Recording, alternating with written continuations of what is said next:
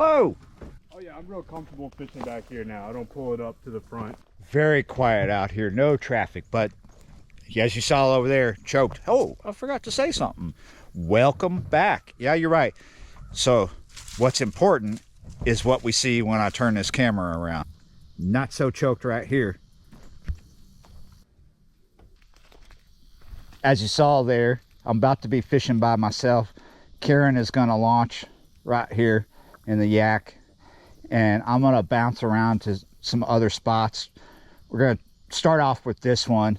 There are two big borrow pits here connected. There's more, but we have two in front of us, and this is what connects them. And then we have a channel coming out of the corner over there. It leads to a culvert. We might go to that culvert. What are we doing here? We're looking for bass, and we're looking for sac-a-lait. The sac-a-lait have been hitting right here, but they've been hitting bigger baits. But we're going to be stubborn because this was, I put this on when I put new line on this not too long ago. We're going to start off with a small bait and then move our way up. We have maybe just a bit over an hour before sunset. We catch them out there off that point too.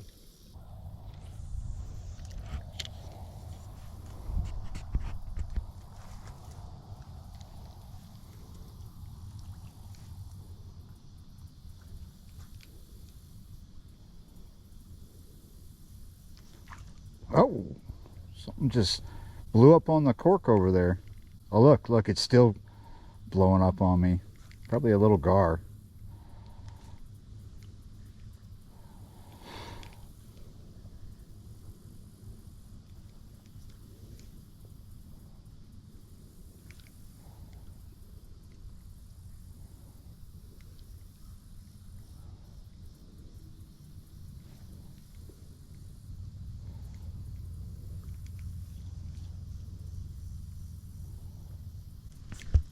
Gotcha.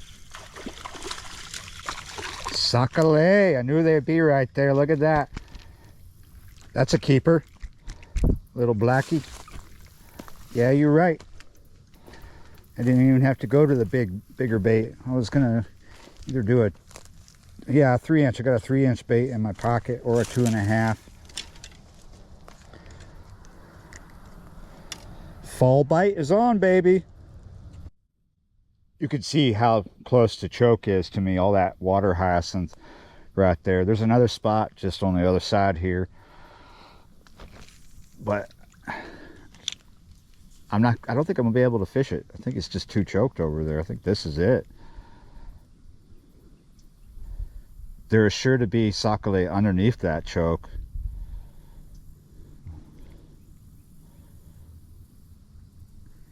As we get closer to sunset, this is probably going to get better. And one of the good things about right now that makes it good, right, is that overcast. If the overcast was a little thicker, this would be better. If there was no overcast, we probably wouldn't have caught that so soon. We would have had to have waited till almost like no light. And when we get to that point where there's almost no light, it's probably going to be really good. I don't know how far or how long I will stay at that point. I've been out doing stuff all day, and honestly, I was quite busy with stuff yesterday, even though I did a session. This is my second video today. I just went to a tackle shop today, but I was worthy of a video because I'd never been in there, and Pugliese is a pretty cool, pretty amazing store. Been there a while. But yeah, I was very active yesterday, and once I got home from my shitty session yesterday, before I could ever edit the video, I had to help someone get an abandoned truck out of my driveway. Well, it was their truck, but they pretty much abandoned it in my driveway. And finally I had to like go drag them out of bed and hold their hand, and they got it out of my driveway, but I had to push it out because it had no reverse. I was like, oh, come on. And I pretty much pushed it by myself, and woke up this morning feeling that. But at least it's not in my driveway anymore. Yeah, I canceled a kayak session because my back was just killing me this morning. But yeah, it was either trout under the lights from the kayak for like a 10-mile run, or the fall bite is on, baby. I think I'd rather have the sockeye tonight. Maybe we can do the speckled trout under the lights another night.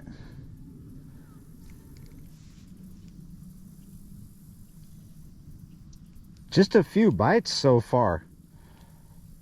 One resulting in a fish. All the other bites besides that sockeye I just got were right in here, and they probably weren't from sockeye. Well, we did have that blow up from the gar. I don't really count that. So I'm thinking maybe we switch to, let me show you. I tried to look for these, but they didn't have them over there at Pugili's. This is a Dajiki? I'm probably mispronouncing that. It's a small swim bait that Karen just handed me before he launched. That jig head is a Japanese one, and it's in grams. It's probably the equivalent of a 132 ounce. And that's what he's been hitting the sockeye on, just a straight jig, not under the cork. And I'm thinking I might switch over to it here in a second. I mean, I plan on, but you know how things go. You catch one fish underneath the cork and you become reluctant. I just missed a really big fish. You what? I just missed a really big fish. I've already put a sockeye in the tote. Yeah, I know. Oh, he knows. Okay, we're switching because I'm watching what I think are sockeye. They might be bass blowing up on shad. So let's go over to this.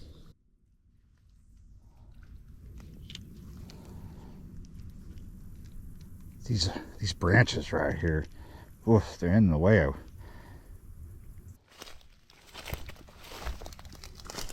I don't expect much from this little adventure, but I thought I would look just in case I'm wrong, and I'm not wrong, I'm right.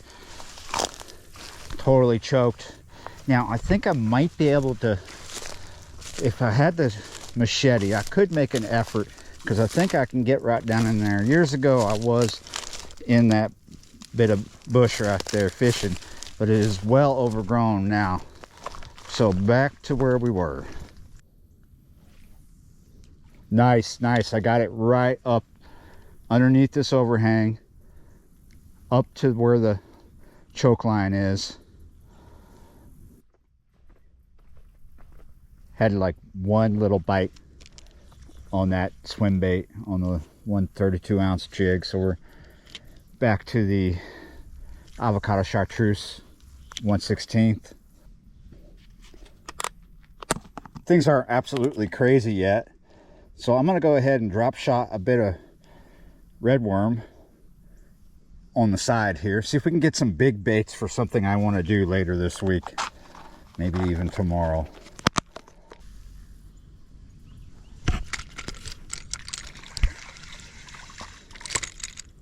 Ah.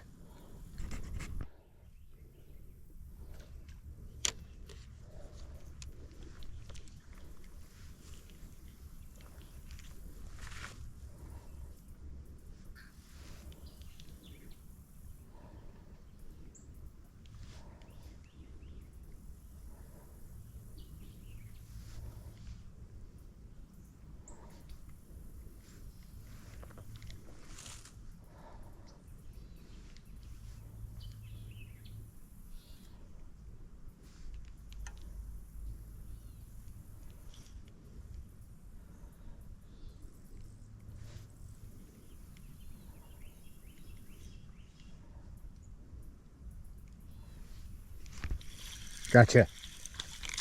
Ha ha ha. Look at that. Succulate number 2. But I'm gonna let this one go because he's really small. Could keep him, but I don't want to.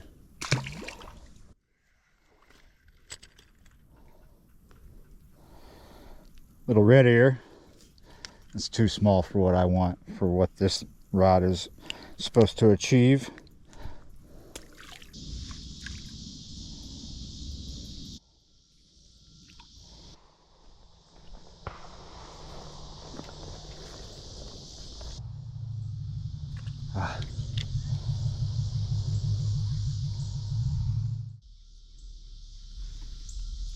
Nice. Oh, got it underneath that branch.